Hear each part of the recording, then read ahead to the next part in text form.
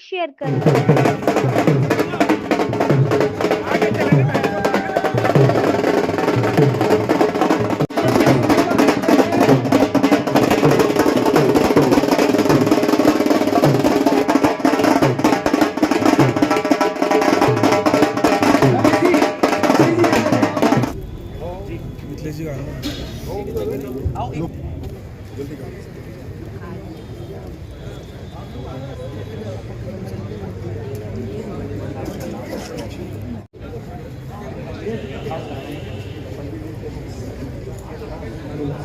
को बुलाऊंगा और सुंदर जी ठाक वो आप पधारे, उन्हें साफा पहनाए।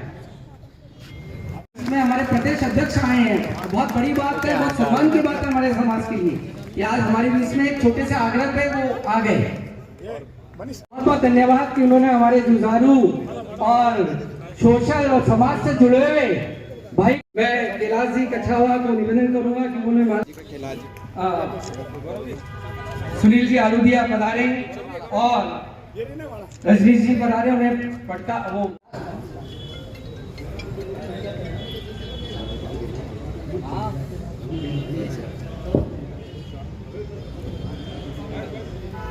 अब आदरणीय मदन जी का स्वागत। आदरणीय मदन जी वो व्यक्तित्व है, बोला भारत माता की वंदे, भारतीय जनता पार्टी जिंदाबाद, सैनिक समाज जिंदाबाद, महाराज की बहुत बहुत धन्यवाद। जय भारत। बहुत बहुत धन्यवाद हमारे भूपेंद्र जी सैनी साहब, महामंत्री आदरणीय मिथिलेश जी, महामंत्री आदरणीय कैलाश जी मेघवाल साहब, उपाध्यक्ष छगन जी माहूर और मंत्री बढ़ाना जी, हमारे जिलाध्यक्ष रमेश जी, जगदीश जी, सांवला राम जी और समाज के वरिष्ठ प्रबुद्ध जन, सत्यनारायण जगदीश जी का तो सुन लिया, रूप पूनम चंद जी, त्रिलोक जी, यशोदानंदन जी, शारदा जी और सभी यहाँ विराजमान बुजुर्ग महानुभाव, नौजवान साथियों, बहनों, जैसे आपने तो इतने भाषण तो सुन ही लिए और पूत के पैर पालने में दिखते हैं कि वो जगदीश जी भी, मुझे तो नहीं पता था कि इतने ओजस्वी वक्ता है, इसका तो भाषण कई बार सुनने को मिला है। और वैसे भी समाज तो अब बहुत जागरूक है। मुझे एक वो याद आ गया, एक बार भूपेंद्र जी के साथ में मैं गया था माली समाज के कार्यक्रम में, तो वहां मैंने एक बार बता दिया था, वैसे आपको पता है कि एक बार लक्ष्मी जी और सनी में कोई विवाद छिड़ गया। सनी देव वो कहते थे कि सबसे ज्यादा मैं सुंदर हूँ, दुनिया मुझे मानती है, और लक्ष्मी जी कहती थी कि सबसे ज्यादा सुंदर तो मैं ही हूँ, दुनिया मुझे मानती है। विवाद हो गया, तो अब शंकर के पास गए, भगवान शंकर के पास कि हमारा निपटारा करो। तो शंकर भगवान ने मना कर दिया कि मैं अब किसको नाराज करूं, लक्ष्मी को नाराज करूं तो गड़बड़ हो जाएगा, और शनि को नाराज करूं तो और भी गड़बड़ है। तो सभी देवताओं के पास घूम के आ गए। तो ये आपके जो फूल चढ़ाते हैं, शनि को भी चढ़ाते हैं और लक्ष्मी जी को भी चढ़ाते हैं।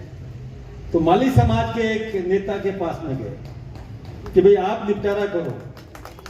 तो माली तो बहुत बुद्धिमान होता है, उन्होंने कहा अच्छा ठीक है। तो लक्ष्मी जी को कहा आप दरवाजे तक जाओ और वापिस आओ। तो लक्ष्मी जी दरवाजे तक गई, वो कहा हाँ हाँ बहुत अच्छा। फिर लक्ष्मी जी वापस आई, बोले बहुत अच्छा, बहुत अच्छा, अति उत्तम, अति सुंदर। फिर कहा आप शनिदेव आप जाओ।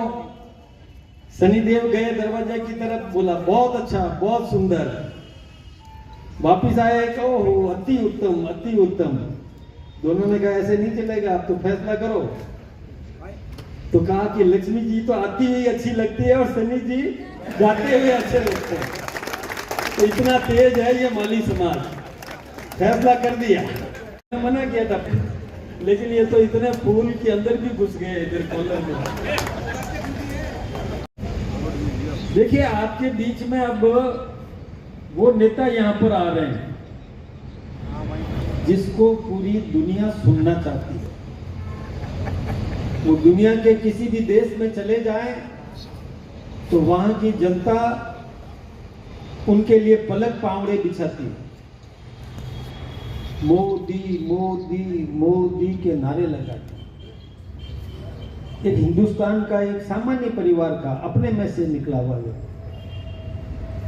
योग्यता से, परिश्रम से, मेहनत करके इतना बड़ा आदमी बन गया कि दुनिया के कई देशों के राष्ट्रपति उनसे ऑटोग्राफ मांगते हैं, उनके पैर छूने की कोशिश करते हैं।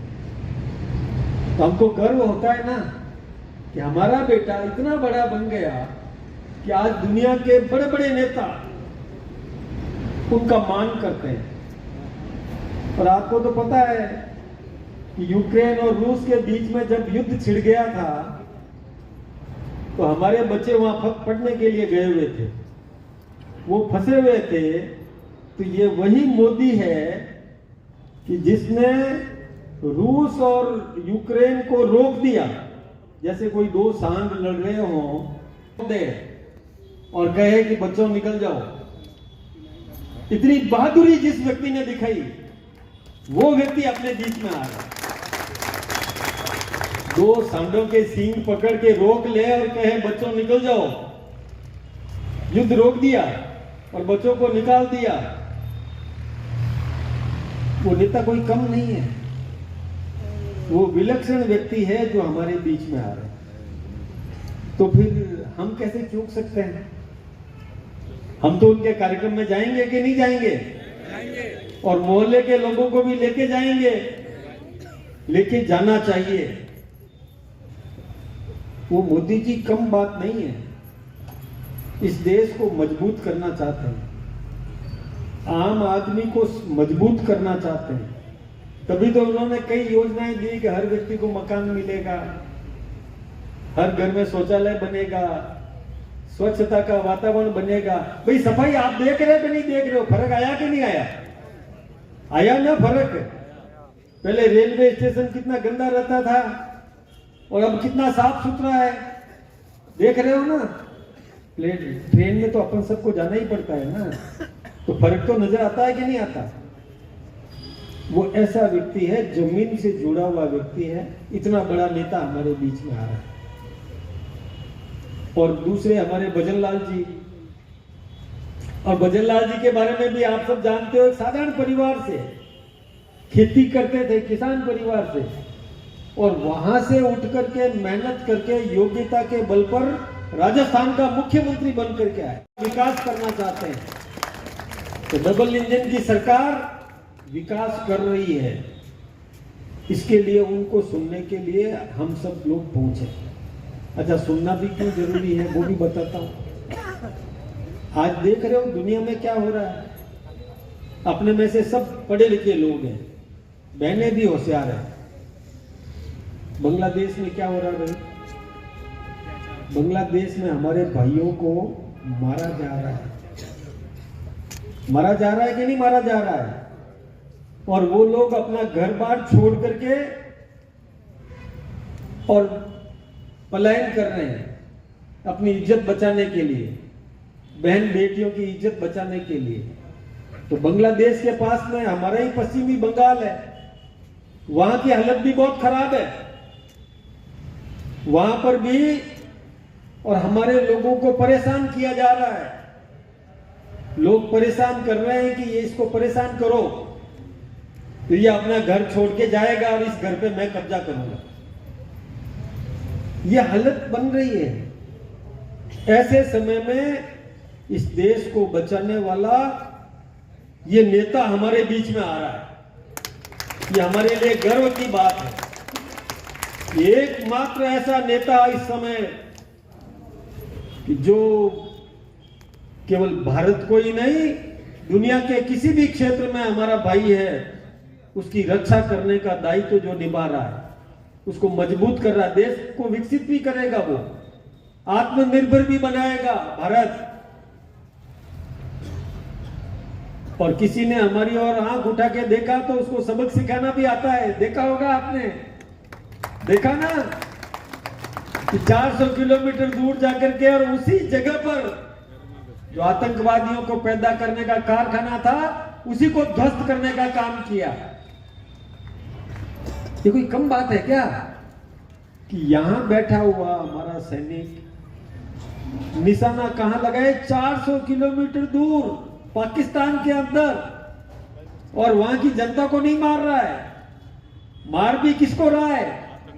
जहां आतंकवादी बैठा हुआ है छिप करके उसी को मार रहा है। कैसा निशाना है? कम बात है क्या? आसपास में नहीं मार रही है, जनता को नहीं मारा, उसी आतंकवादी को मारा, उसी केंद्र को मारा। ये क्वालिटी, ये रण कौशल, युद्ध कौशल, टारगेटेड अटैक, ये कम बात नहीं है। ये प्रतिभा विकसित करने वाला भी आदरणीय नरेंद्र मोदी जी है। हमारी प्रतिभाओं का बाहर नहीं भेज रहा है वो, हमारी प्रतिभाओं का यही उपयोग होगा और शस्त्र भी यही बनेंगे, कोई बाहर से नहीं। तो ऐसा व्यक्ति अपने बीच में आ रहा है। आज की आवश्यकता है भाई, आज जरूरत है कि हमको एक होना है, देश को एक होना है। राजनीति करने के लिए बहुत समय मिलेगा हमको, अपनी जिंदगी लंबी है, लेकिन इस समय सभी राजनीतिक मानसिकताओं से हट करके नेशन फर्स्ट, देश प्रथम, ये देश हमारा मजबूत रहना चाहिए, देश सुरक्षित रहना चाहिए, तभी आम आदमी का जीवन सुरक्षित रहेगा। यह समय की आवश्यकता है। इसके लिए हम सबको एक मुखी होकर के इस समय मजबूत करना है। किसको मजबूत करना है? मोदी जी को मजबूत करना। सुरक्षित रहेगा, हमारा स्वाभिमान सुरक्षित रहेगा, हमारी बहन बेटियों की इज्जत सुरक्षित रहेगी और हमारे अरमान सुरक्षित रहेंगे। आप कल्पना करो ना भाई कि वो जो बंगाल में हमारा भाई जिसने अपना मकान बनाया, बड़ा आशियाना सजाया, शानदार मकान बनाया, गाड़े पसीने का पैसा उस मकान में लगाया, ये मेरा बेडरूम रहेगा, यहाँ भगवान का मंदिर रहेगा, यहाँ मेरा बेटा का पढ़ने का कमरा रहेगा, ये मेरी बेटी का कमरा रहेगा, ऐसे में बर्तन लाऊं, बहुत अच्छे सोफे लगाऊं, सब कुछ करूं, और एकाएक उसको कहा जाए कि भाग यहां से, नहीं तो मार दिया जाएगा, तेरी बहन बेटी को छीन लिया जाएगा, और वो व्यक्ति अपनी इज्जत लेकर के वहां से निकलता है, सब कुछ वहीं छोड़ देता है। उसके मन की क्या हालत हुई होगी, कल्पना करो। उस परिवार के मन की स्थिति क्या बनी होगी, ये कल्पना करो। हमारे विपक्षी उन लोगों का साथ दे रहे हैं। ये एकमात्र देश का नेता मोदी जी है जो हम सबको सुरक्षित करेगा। आप अपने अपने इलाके में प्रभाव बनाओ, संपर्क बढ़ाओ और सबको लेकर के वहां पहुंचो। उनके मुखारविंद से क्या शब्द मिलते हैं वो हमारा मार्ग प्रशस्त करेंगे। आप सबका बहुत बहुत अभिनंदन, बहुत बहुत धन्यवाद। राठौर और हमारे पिंटू भैया भूपेंद्र जी सैनी को मोमेंटो देना चाह रहे हैं।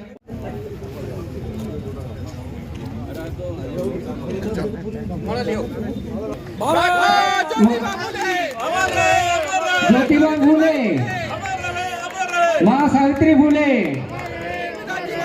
माली समाज, माली सैनी समाज।